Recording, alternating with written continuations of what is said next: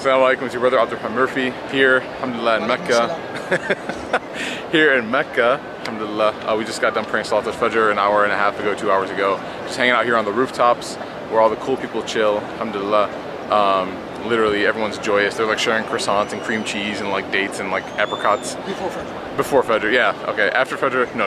Okay, so this is the Kaaba, alhamdulillah, this is where we all pray to. If you think about that for a second, everyone in the world faces this to pray to.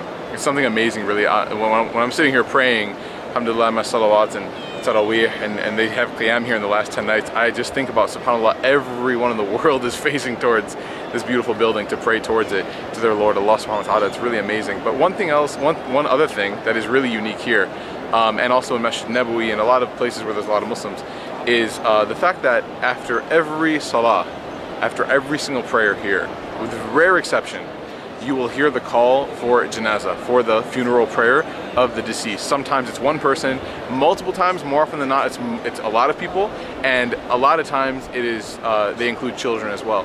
And what's interesting is that in bigger communities, maybe you'll pray one janazah a week, maybe. In smaller communities, sometimes it gets to like one every 2 months or 3 months.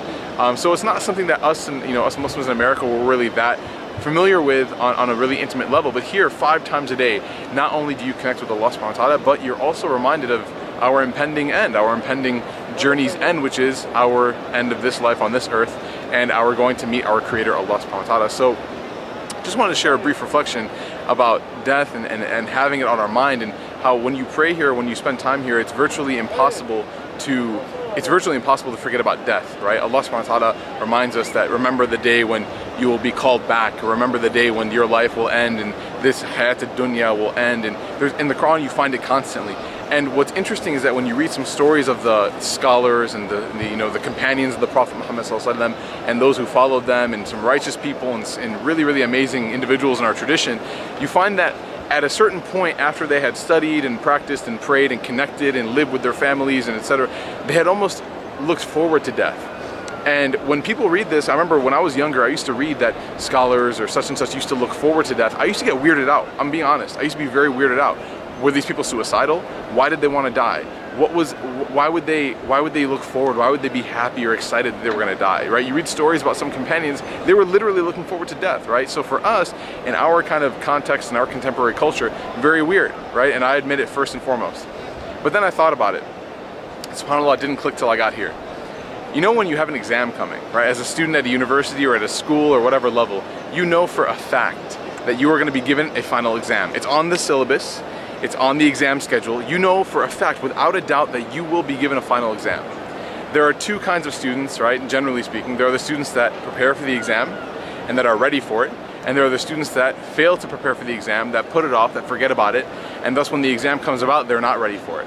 If you look at the emotional state of the student who does not prepare for the exam, you find out that when the exam comes nearer and nearer, and they're reminded by their colleagues and classmates about this exam, the anxiety levels start to raise, right? The anxiety levels start to raise up. They begin to get nervous and they begin to regret. They begin to say, oh my God, I wish I just studied.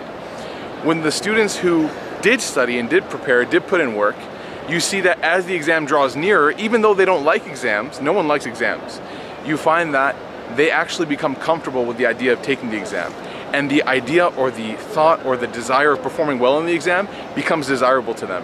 Only when I reached here in Mecca and was praying my 5 prayers in the masjid and thought about the janazas, did I realize that this is the parable of death.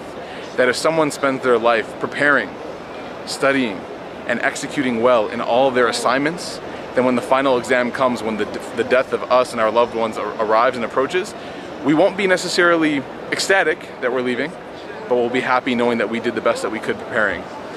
And what'd you say? Vacation. And a vacation afterwards, as Shaykh al-Nasr is saying, the ultimate vacation in Jannah, inshallah. May Allah unite us all there, inshallah, but not on a cruise ship because they crash.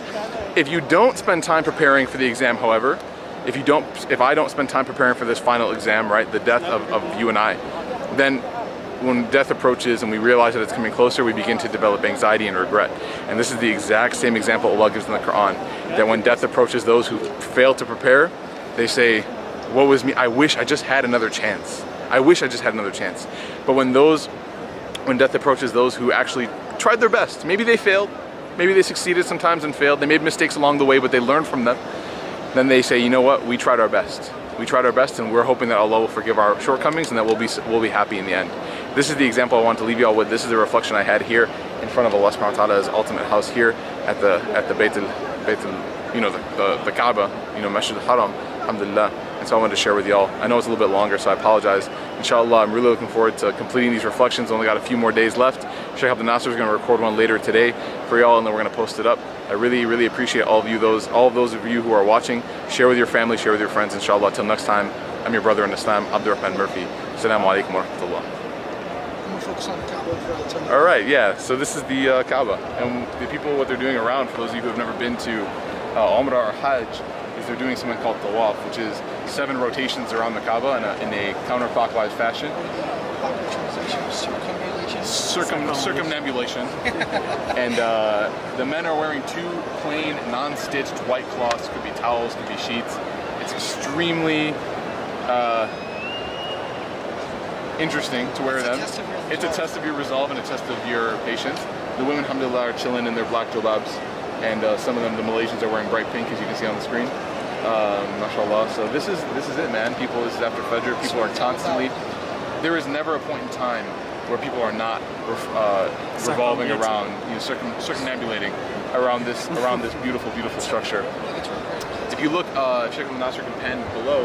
We have the Ottoman era domes that were built during the Ottoman era. This is the first level of the Haram. We're actually on the 3rd level. There's one in between us. This is beautiful, beautiful carved structure. It's some of the structures from this building are from the 1700s actually. So it's incredibly amazing to be here and see it. It's really. I said I was going to say that this one's on camera. The juice is worth the squeeze. The juice is definitely worth the squeeze. Why? When is it worth the squeeze? When you come pray on the roof. This is the spot. This is why the juice is worth the squeeze, my friends. Yes, you're right. So inshallah, we're looking forward to planning an Umrah trip. Little teaser for y'all who want to come with us, inshallah. We're looking to plan an Umrah trip within the coming year to take some people. You don't have to be like this, you know, talib al-ilm. You don't have to be the student of knowledge. You can be whoever you want. Come as you are. This is the house of Allah. No one can tell you that you're not allowed here. No one can tell you they're not allowed here. So inshallah, we're looking forward to bringing everyone, both those who want to come, those who are not quite sure, inshallah, come on in. We're going to have a great time, inshallah. That's it. Game over. Play, inshallah.